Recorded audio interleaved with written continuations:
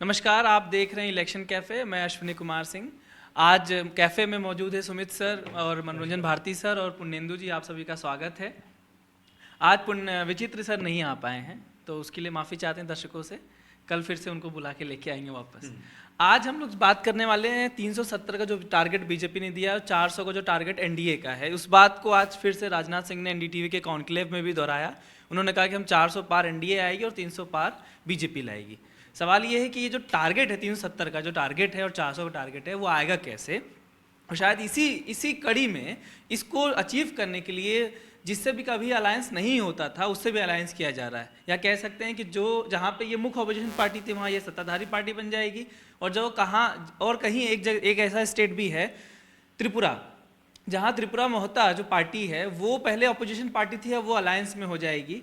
और उड़ीसा जहाँ पे बीजेपी जो है अपोजिशन पार्टी है वो बजाएगी सत्ता पक्ष की पार्टी। ये सब कवायद इसलिए की जा रही है क्योंकि 370 आ जाए और 400 का टारगेट आ जाए। सुमित सर, सबसे पहले आपसे यही सवाल शुरू करूंगा कि आप महाराष्ट्र में तोड़ चुके हैं पार्टियों को, 2 पार्टी को 370 के लिए, वहाँ आपने सरकार बनाई, आप वापस से नीतीश कुमार को तोड़ के लाएँ। किस लिए लाएँ 370 के लिए? क्या अब 2 स्टेट में और आप अलायंस करने जा रहे हैं क्या? 370 जो है, एक तो ये बात है कि 370 ही क्यों लाना है, पहला तो मेरा यही सवाल रहेगा आपसे। दूसरा उसमें बाद में लाएंगे कि 370 कनेक्शन है। दूसरा, क्या आपको लगता है कि बीजेपी इस अचीव करने के टारगेट को उन सभी पार्टियों से अलायंस करेगी जहां जहां उसको स्कोप लग रहा है? शुक्रिया अश्विनी इस पूरी मौके के लिए। लेकिन 2 चीज़ें कहना चाहता हूँ। आपको इसको ऐसे भी देखना चाहिए कि एक सीईओ ने अपनी कंपनी के लिए एक परीक्षा सामने रख दी कि आपको अपना टारगेट पूरा करना है। इस बार सेल्स का टारगेट ये होना चाहिए, रेवेन्यू का टारगेट ये होना चाहिए, टीआरपी का टारगेट ये होना चाहिए। और उसके बाद उस दिशा में वो कदम भी बढ़ा रहा है और वो डंके की चोट पे बढ़ा रहा है। वो इस चीज़ पे नहीं जा रहा है कि भाई इनके साथ मेरी बैर थी या ये मेरी विपक्षी पार्टी है।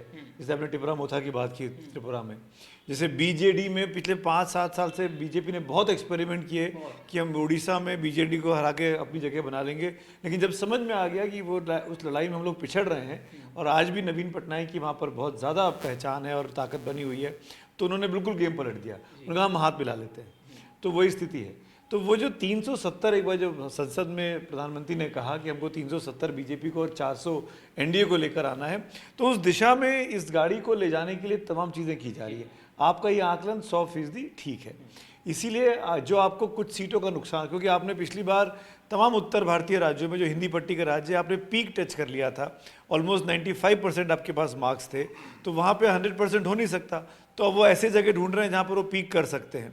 ममता के साथ टाइप नहीं हो सकता, तो उन्होंने संदेश खाली को बीते 1 महीने में इतना बड़ा बना दिया है कि जो हम ही लोग बात कर रहे थे आपसे करीब 1-1.5 महीना पहले कि वहाँ पर तो बहुत मुश्किल है बीजेपी के लिए वापस 18 लेके आना, अब हम ही लोग ये बात करने लगे कि नहीं यार 18 की 25 भी हो सकती है। इस तरह राजनाथ सिंह तो 42 ही बोल सकते थे। हम लोग राजनाथ सिंह नहीं है, तो हम पर्यवेक्षक होने के नाते, ऑब्जर्वर होने के नाते वैसे हमको बात करनी चाहिए। बीजेपी का तो राजनीतिक पार्टी का तो काम ही यही है। तो मैं कह रहा हूँ कि संदेश खाली के बहाने और जिस तरीके से बीते 3 दिनों में महिलाओं के बीच में बीजेपी ने जो मोमेंटम खड़ा किया, संडे को महिलाओं की रैली निकली, मंडे को महिलाओं को लोगों ने प्रोटेस्ट किया देश भर में, ट्यूसडे को प्राइम मिनिस्टर पहुंच गया संदेश खाली की महिलाओं से मिल लिए, वहाँ पर नारी शक्ति माँ माटी मानुष को हराएगी, इस तरह की बातें करके उन्होंने बहुत ही स्पेसिफिकली प्लान तरीके से वो आगे बढ़ रहे हैं। तो ये उनकी तारीफ की है, ये उनकी स्ट्रेटेजी का हिस्सा है जिसमें वो मतलब काम करते हुए दिखाई दे रहे हैं। पहली बात तो ये। दूसरी बात, आपने कहा इसको तोड़ लिया, उसको तोड़ लिया, इसको मिला लिया, उसको मिला लिया। नहीं, कोई टूटा भी है। मैं आपको तोड़ रहा हूँ और आप टूट जा रहे हैं, तो जितनी गलती मेरी उतनी गलती आपकी भी है कि नीतीश कुमार क्यों टूट गए, क्यों टिपरा मोथा यहाँ आ गई, क्यों नवीन पटनायक यहाँ आ गए। तो कहीं ना कहीं गलती दोनों तरफ से हो रही है। एक लेना चाह रहा है, दूसरा देना चाह रहा है। एक हाथ मिलाना चाहता है, एक हाथ बढ़ा रहा है। तो वो दोनों तरफ की बात हो रही है। इसमें ऐसा नहीं है। देखिए, जब जिस पार्टी को मौका मिलता है तब वो ये काम करती रही है, इसमें कोई गलत बात नहीं है। भाई कांग्रेस पार्टी ने आम आदमी पार्टी के साथ हाथ मिलाया ना, जिस आम आदमी पार्टी ने कांग्रेस पार्टी को दिल्ली में खत्म कर दिया, आज हम साथ बैठ रहे देख रहे हैं। जिस मुलायम सिंह यादव ने कांग्रेस को खत्म कर दिया यूपी में, उसके साथ कांग्रेस चुनाव लड़ रही है ना। कांग्रेस को अपनी सीटें अमेठी रायबरेली के लिए अखिलेश यादव की जरूरत पड़ती है ना हर बार, तो ये हर पार्टी करती है। भारतीय जनता पार्टी भी वही बात कर रही है। तो इस बात से मैं 100% आपकी वजह से सहमत नहीं हूँ कि तोड़ दिया। टूटा, चुनाव जीतना है, मंशा पूरी करनी है, उसमें हम आगे बढ़ रहे हैं। इस बात को आगे बढ़ाता हूँ, कुछ आंकड़ों के साथ, फैक्ट के साथ करता हूँ कि कल ही जो है फाइनल आज ही आया है महाराष्ट्र के आंकड़े हैं। महाराष्ट्र के आंकड़े क्या कहते हैं? 48 की लोकसभा है इधर एनडीए वाला, हाँ, महायुति वाला। हाँ, महायुति वाली एनडीए की बात करता हूँ।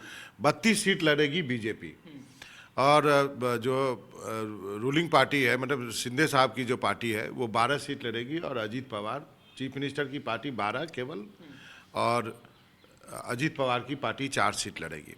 अब इसमें भी जो है कुछ और सीट है जिसमें बातचीत हो रही है, ये मोटा मोटा तय है। दक्षिण मुंबई की सीट बीजेपी लड़ेगी, ठाणे की सीट बीजेपी लड़ेगी। अब ठाणे की सीट इसलिए इम्पोर्टेंट है क्योंकि चीफ मिनिस्टर के बेटे वहाँ से आते हैं, समझ? हाँ, वो बीजेपी, हाँ, श्रीकांत शिंदे वाली सीट अब बीजेपी ने बोला हम लड़ेंगे, और रामटेक की सीट बीजेपी लड़ेगी। तो ये, और अजीत पवार जो है बारामती, अब एक सीट सुनील तटकरे के लिए मांगी है उन्होंने, एक गोंदिया की सीट मांगी है प्रफुल्ल पटेल के लिए, एक और सीट की बात होगी। तो ये हाँ, राज्यसभा, फिर भी गोंदिया की सीट जो है वो रखी, राज्यसभा तो किसी और को भी आप दे सकते हैं। तो ये आंकड़े क्या कहते हैं? ये आंकड़े कहते हैं कि ये आंकड़े जो है ना, एक दूसरा चित्र जो है वो बिहार के लिए भी प्रिपेयर करते हैं। पिछली बार 25 सीट लड़ी थी बीजेपी, 23 जीती थी, समझ गए, महाराष्ट्र में। इस बार 32 लड़ेगी, और वो चाहेगी कि वो 30 सीट जीते यहाँ से, क्योंकि यदि 370 आपको जाना है तो सारी चीज़ें करनी पड़ेगी आपको यहाँ पर। ये इन पार्टियों को ये समझाया गया है, शिंदे साहब की पार्टी को, कि देखिए आपके पास आज के दिन केवल 39 विधायक हैं, केवल 39 विधायक हैं आज के समय, और उससे ज़्यादा तो टेक्निकली 42 विधायक, तो 41 विधायक अजीत पवार के पास हैं। फिर भी आपको चीफ मिनिस्टर की कुर्सी दी गई है, तो वहाँ पे ये कहा गया है कि राज्य की राजनीति में फिलहाल हम आपको छोड़ रहे हैं, ये जो लोकसभा की राजनीति है वो तो हम ही लड़ेंगे। यही बात नीतीश कुमार पे भी लागू होती है। 44-45 विधायक हैं, बीजेपी सबसे बड़ी पार्टी नहीं, सेकंड पार्टी है, 77 से ज़्यादा विधायक हैं, फिर भी वो मुख्यमंत्री बनाया हुआ है। वहाँ भी देखिएगा बिहार में होगा, बीजेपी जो है कम से कम 25 सीट लड़ेगी, और आप सोच सकते हैं जब 25 सीट वो लड़ेगी तो आज जेडीयू के लिए कितने सीटें बचेगी, जेडीयू के कितने नेता जो है बीजेपी के टिकट पे लड़ेंगे, ये आप देख सकते हैं। यदि वो बीजू जनता दल के साथ आज बीजेपी जा रही है, क्योंकि जो एक टारगेट यदि फिक्स कर दिया गया है तो बीजेपी जो है ऑल आउट जाने वाली है, और उसमें कि आगे बहुत सारी चीज़ें आपको बदलते हुए दिखेंगे। एक चीज़ और बोल दे रहा हूँ आपको, सॉरी, मतलब 370 के लिए कुछ भी करेंगे। 370 के लिए बीजू जनता दल के साथ हाथ मिला लिया। जो बाबा ने बात की उसी बात को आगे बढ़ाना चाह रहा था मैं, कि उड़ीसा में भी ये अंडरस्टैंडिंग है कि केंद्र की राजनीति में 21 लोकसभा सीटों में हम 14-15 लड़ेंगे, आप 6-7 पे लड़िए। ये अंडरस्टैंडिंग हो रही है। विधानसभा का चुनाव भी लोकसभा के साथ ही होता है। 147 की विधानसभा है, 100 से 105 सीटें बीजेडी लड़ेगी, 42 से 47 सीटें भाजपा लड़ेगी, जिस तरह की मीडिया में रिपोर्ट्स आ रही हैं। तो वहाँ पे हम छोटा पार्टनर बन जाएंगे। लेकिन केंद्र की राजनीति में क्योंकि हमने 370 और 400 का वादा पूरा कर दिया है, तो हम उसके लिए कुछ भी करेंगे। और महाराष्ट्र में पहले भी होता था, जब बाला साहब थे तब भी ये फार्मूला रहता था कि केंद्र और राज्य का। और इंदिरा गांधी ने इसका चलन शुरू किया था जब एमजीआर के समय लोकसभा की सीटें जो है तमिलनाडु में कांग्रेस ज़्यादा लड़ती थी, और विधानसभा की सीटें जो है एआईडीएमके ज़्यादा लड़ती थी। तो कुल मिला के इससे ये लग रहा है, जो आप लोग विश्लेषण आप दोनों ने किया इस चीज़ का, कि जो केंद्रीय नेतृत्व है वो अपने स्टेट लीडरशिप को बोल रहा है कि भाई पहले तो हमारा मामला सेट होना है, पहले 370 सीटें आनी है, तो मैं एक सीएम थे, अब हम तुमको डिप्टी सीएम बना देंगे, तो हमें कंप्रोमाइज़ करना पड़ेगा क्योंकि हमें लोकसभा में मामला सेट करना है। बड़ी पार्टी बीजेपी महाराष्ट्र में, लेकिन सीएम किसका? छोटी पार्टी का। एक्स सीएम थे देवेंद्र फडणवीस, वो बाद में उनके जूनियर हो गए। छोटी पार्टी ने 100 से ज़्यादा विधायक हैं, 100 से ज़्यादा, हाँ, 105 विधायक 103 विधायक जीते थे पहले। अब ठीक है, 1-2 उपचुनाव में इधर उधर हुआ होगा। तो कुल मिला के मतलब ये है कि स्टेट लीडरशिप को कंप्रोमाइज़ करना होगा। जैसे आप उड़ीसा की बात करिए कि बीजेपी अब ने कांग्रेस को नंबर 2 की कुर्सी से उतार दिया। अब वहाँ पे वो बीजेडी बनाम बीजेपी है। कल को वो फोर्स करके हो सकता है कि भाई नवीन पटनायक का चूंकि वन मैन पार्टी है, तो बीजेपी के लिए लॉन्ग टर्म में हो सकता है इस चुनाव में नहीं जीतेंगे, लेकिन लॉन्ग टर्म में उनके पास स्कोप रहता। लेकिन अब उन्होंने हाथ मिला लिया। अब वो 100 से ज़्यादा सीटें, जब 147 की विधानसभा है, 100 से ज़्यादा वो लड़ रहे हैं, तो जाहिर सी बात है बीजेपी की राज्य में कोई बहुत बड़ी भूमिका बचेगी नहीं। जो होगा वो केंद्र के उसमें होगा। तो आप कॉम्प्रोमाइज कर रहे हो अपने स्टेट लीडरशिप को अपनी सेंट्रल की जो स्थिति को मजबूत करने के लिए। तो इसको देखने का एक तरीका मुझे ये भी दिख रहा है कहीं ना कहीं। दूसरी बात जैसे आप हाँ दूसरी आपने उड़ीसा की बात कही तो कल ही मैंने कहीं देखा श्रीकांत जेना साहब जो है वो कांग्रेस में वापस आए हैं। तो पर एक फील्ड जो है ना, एक खुला मैदान कांग्रेस के लिए जो स्पेस खत्म हो गया था ना पोजीशन का, शायद वो अपॉर्चुनिटी भी कांग्रेस नहीं कांग्रेस तो मुझे लगता है अगर ये दोनों मिलेंगे तो कांग्रेस को जीते ना जीते अलग बात है, लेकिन जो अपोजिशन वाला वोट होगा उसके पास अब कांग्रेस का ही एक ऑप्शन है। अभी तक उसके पास जो बीजेडी से नाराज लोग थे वो लोग बीजेपी या कांग्रेस में बढ़ते थे। अब तो भाई दोनों हाथ मिला लेंगे तो फिर जो नाराज वोटर है वो कहाँ जाएंगे? तो वो कांग्रेस को वोट शेयर में इजाफा तो जरूर होगा कम से कम, बाकी क्या होगा नहीं होगा ये बात की बात है। दूसरी बात जो कि बीजेपी जो ज़्यादा सीटें लड़ रही है महाराष्ट्र में या बिहार में, क्योंकि बीजेपी का स्ट्राइक रेट अपने एलाइज से बहुत बेटर रहता है। बीजेपी का हम लोग एनालाइज कर रहे थे कि 70 नहीं वो तो 70% ओवरऑल 436 में जो 303 जीती 25-23 जीती, और वहीं पे वो 23 लड़े 18 जीते। बिहार में 17 लड़ी 17 जीती, वो 17 में 16, हालांकि उसमें खराब नहीं था, लेकिन तब में और अब में जेडीयू में बहुत पतन आया। 2020 में जेडीयू एक्सपोज हो गई है, विधानसभा में उसका प्रदर्शन बहुत खराब रहा है और वो चीज़ें दिख रही है, जेडीयू कमज़ोर हुई है। आप नीतीश कुमार के बॉडी लैंग्वेज में देख सकते हैं, जिस तरह से वो लोगों को कह रहे थे खड़े होइए इन मोदी जी के सम्मान, वो जिस तरह की भाषा थे एक पहले के टाइम पे जो अपनी फील कराते थे, मोदी का नाम आया उन्होंने वॉकआउट कर दिया, इंडिया से निकल गए कि हम अब मोदी के साथ नहीं रहेंगे। एक वक्त था कि मोदी को पीएम देखने के लिए वो तैयार नहीं थे और उन्होंने छोड़ दिया, वो जमाया उनका पुराना गठबंधन 2000 मतलब बहुत पुराना गठबंधन छोड़ दिया उन्होंने। अब उसी के बाद में अब कि हम मोदी जी से बोल रहे हैं कि अब हम नहीं जाएंगे, अब हम कहीं नहीं जाएंगे, तो वो दिख रहा है कि बेचारे थोड़ा संकट में हैं, वो बॉडी लैंग्वेज कहीं ना कहीं दिखा रहा है। तो मुझे लगता है कि वो कॉम्प्रोमाइज़ वो भी करेंगे, वो चीज़ है। बाबू मान जाओ। बाकी एक मैं जो बात हो रही थी, जो सुमित सर ने वो कोट किया कि 370 के लिए कुछ भी करेगा, तो अब देख रहे हैं कि भाई जैसे आदर्श स्कैम में नाम आया उनका अशोक चौहान का, फिर मधु कोड़ा की वाइफ गीता कोड़ा को आपने लिया और टिकट भी दिया आपने, टिकट भी दिया। रितेश पांडे फर्स्ट लिस्ट में दिया, रितेश पांडे को भी दिया। तो ऐसे ऐसे बहुत सारी चीजें हैं जिनको आप प्रज्ञा का काट दिया, ये भी तो बोलनी। हाँ नहीं वो तो बोलना पड़ेगा। और आप तापस रॉय साहब का एग्जांपल देखिए, वो क्या कह के उन्होंने टीएमसी छोड़ा कि जो ईडी का रेड हो रहा है मेरे ऊपर, तो टीएमसी ने हमें सपोर्ट नहीं किया। अभी जनवरी में रेड हुई है, वो बीजेपी उन्होंने ज्वाइन कर लिया है। तापस राय की क्या गलती है यहाँ? तो जज जो है अपनी नौकरी और जज नहीं एक चीज एक नहीं जज साहब वाला हाँ वो एक मुद्दा उसमें आ रहा है। जो जज साहब का मामला है कि उन्होंने वो छोड़ा और वो बीजेपी ज्वाइन कर लिया, तो चर्चा हो रही है कि क्या कूलिंग ऑफ पीरियड होना चाहिए कि कोई इतिहास गवाह है कि ऐसे ढेर सारे मौके मिले। बीजेपी कोई नया काम नहीं कर रही है, बहुत सारे काम जो है ना वो इस देश में हो चुके हैं, वही काम कर रहे हैं। जो आप बोलना चाहते हैं उसी में मैं एक चीज जोड़ रहा हूँ। मैं क्या बोलना नहीं मैं समझ आ गया। देखिए मैं थोड़ा सा समझ जाता हूँ। देखिए राजनीति आप लोग मानते हैं कि परसेप्शन की लड़ाई होती है, ठीक है, जैसा भी समझते हैं हम लोग भी। परसेप्शन उसमें बड़ा परसेप्शन बहुत इंपॉर्टेंट है। अभी तक के सिनेरियो में ये परसेप्शन बन रहा है कि सिर्फ प्रधानमंत्री अपनी सीट बचाने के लिए वहां पे भी अलायंस कर रहे हैं जहाँ नहीं करना चाहिए, और वो भी जोड़ रहे हैं जिनको वो पसंद नहीं करते थे।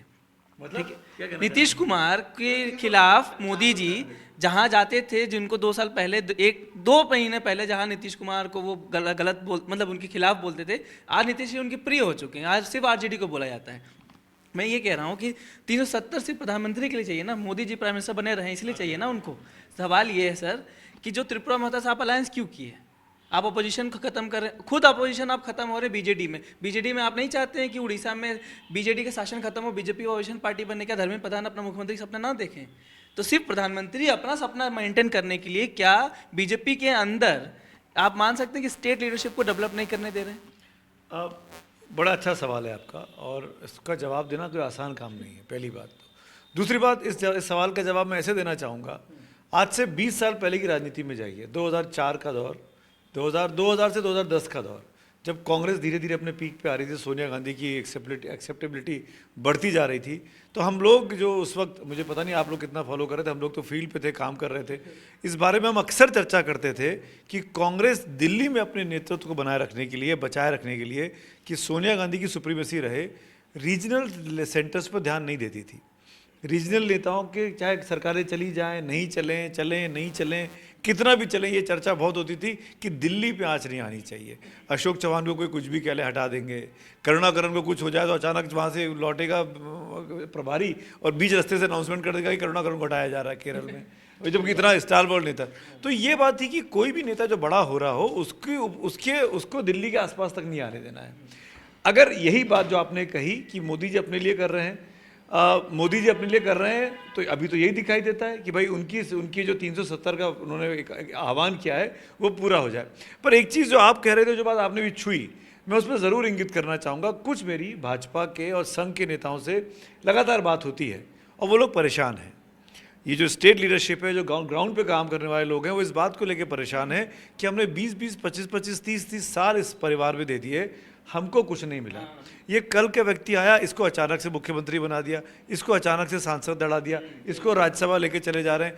ये भावना आ रही है, और ये जो भावना आ रही है, ये बीजेपी ऐसी नहीं थी। बीजेपी और संघ परिवार में यही अंतर था कि वो शुचिता को लेकर, ईमानदारी को लेकर जीतोड़ काम करते थे और ऐसे ही लोगों को बढ़ावा देते थे। आप देखिए ना, संघ परिवार से जुड़े हुए जो उनका काडर है, जो ज़मीन पे काम करने वाले लोग हैं, वो आज भी बिल्कुल फक्कड़ अंदाज में रहते हैं।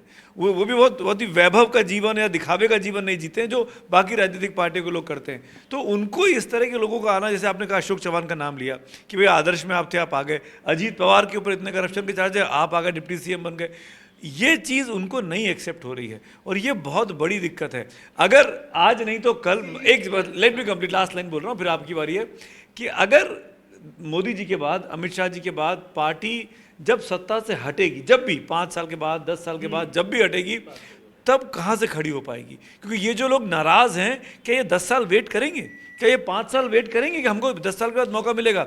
या ये भी परेशान होकर शुभ होके या तो राजनीति छोड़ देंगे, समाज कार्य छोड़ देंगे, या किसी और तरफ चले जाएंगे? इनको बना के रखना ये सबसे बड़ी चुनौती होने वाली है आने वाले दिनों में। यही बीजेपी के लिए चिंता का सबब है, मुझे ऐसा लगता है। सर, जैसे आपने नाम लिया ना, उसमें एक आरपीएन सिंह का नाम है, जितेंद्र प्रसाद का नाम है, अशोक चौहान का नाम है। पार्टी आए, आपने सीधे राज्यसभा दे दिया या मंत्री पद दे दिया।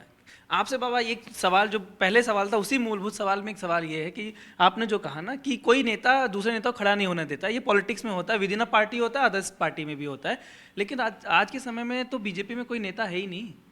कोई स्टेट लीडरशिप है किसी के पास? जो एक अशोक चौहान, शिवराज सिंह चौहान खिलाफ होते थे, आज वो बिना, वो घूमे फिर रहे हैं। योगी का पत्ता 1 साल से कट चुका है सर। एक समय जो खबर, कैसे कह रहे हैं आप? आज देखिए, मैं बिहार से शुरू करता हूँ। एक दिक्कत क्या है, जो स्टेट लीडरशिप की बात जो सुमित और आपने बताया, आपने भी उठाई, ये बहुत महत्वपूर्ण सवाल है। बिहार में इनके पास आज के दिन ऐसा कोई नेता नहीं है जिसका वो चीफ मिनिस्टर बना सके। आप देखिए, सुशील मोदी को इसलिए इन्होंने हटा दिया क्योंकि इनको लगा कि वो बहुत जो है नीतीश कुमार के करीब हो गए, वित्त मंत्री रहे सब दिन तक, दोनों की जोड़ी बहुत अच्छी थी। उनको वहाँ से पटना से सीधे हटा के राज्यसभा दे दिया कि यहाँ बनो। खूब खबरें चली कि अब जाएंगे, अब जाएंगे, अब जाएंगे, गए नहीं, उनकी पटना वापसी नहीं हुई, राज्यसभा भी नहीं, और इसलिए लीडरशिप डेवलप नहीं हुई। और वो जो होता है ना, वो बरगद का पेड़, वो नीतीश ने बीजेपी को, लीडरशिप को वहाँ पे बड़ा होने ही नहीं दिया। इस बार जाकर के दो लोग आए जिसमें कि थोड़ी जो संभावना इनको दिख रही है, क्योंकि वो यंग लोग हैं, तो लगता है कि वो लंबी पारी खेलेंगे। आर्गुमेंट बीजेपी का यही है कि हम भविष्य का लीडर तैयार कर रहे हैं, जो मोहन यादव को बनाया या फिर आपको भजन लाल को बनाया, मोहन यादव बनाया, लेकिन नहीं पता कट गया, लेकिन उनका कहना है कि हम इन्वेस्ट कर रहे हैं। तो मैं एक बुलेटिन छत्तीसगढ़ मध्य प्रदेश में भी करता हूँ, एक राजस्थान में करता हूँ। आज के दिन स्थिति है, आज ही कांग्रेस के प्रवक्ता ने सवाल पूछ दिया कि आपने तो इतना बोला था 450 रुपये का सिलेंडर, कहाँ मिल रहा है? नहीं मिल रहा है। तो लोग, एक जो पत्रकार आते हैं, वो ये बात बोलते हैं कि छत्तीसगढ़ और मध्य प्रदेश में सरकार टेक ऑफ नहीं कर पा रही है। ये एक दिक्कत है। भले ही आप 28 सीट 29 सीट छिंदवाड़ा भी जीत जाओ, लेकिन ये दिक्कत है कि ये टेक ऑफ नहीं कर, कहाँ है लाडली बहना, वो फट से पूछ देते हैं। तो ये इससे जो है राज्यों को जूझना पड़ रहा है। और यही वजह है कि जो आप कहते हैं ना कि भाई केंद्र में कांग्रेस नहीं जीतती है, राज्य में जीत के आ जाती है, इसका एक बड़ा पहलू ये भी है। जी, कौन बोलेगा? नहीं बाबा, जो ये शिवराज सिंह चौहान बहुत अच्छा, ये मतलब एक वैलिड वो था कि भी जिनके चेहरे पे आप जीते और एक परसेप्शन था कि वहाँ पे बीजेपी शायद इस बार हारेगी और आप 163 सीटें लेकर के आते हो, आपने उनको हटा दिया। तो ये है कि भाई मोहन यादव को बनाया, उसको हम अभी यादव सम्मेलन कराया लखनऊ में, इसका मतलब उसको आप दूसरे लार्जर पर्सपेक्टिव में आप यूज कर रहे थे। स्टेट लीडरशिप, मुझे लगता है शिवराज सिंह हकदार थे उस चीज़ के। अगर वो उनके नेतृत्व में जीत हुई तो सीएम उनको बनना चाहिए था। ठीक है, 16.5 साल वो सीएम रहे, वो एक अलग बात है।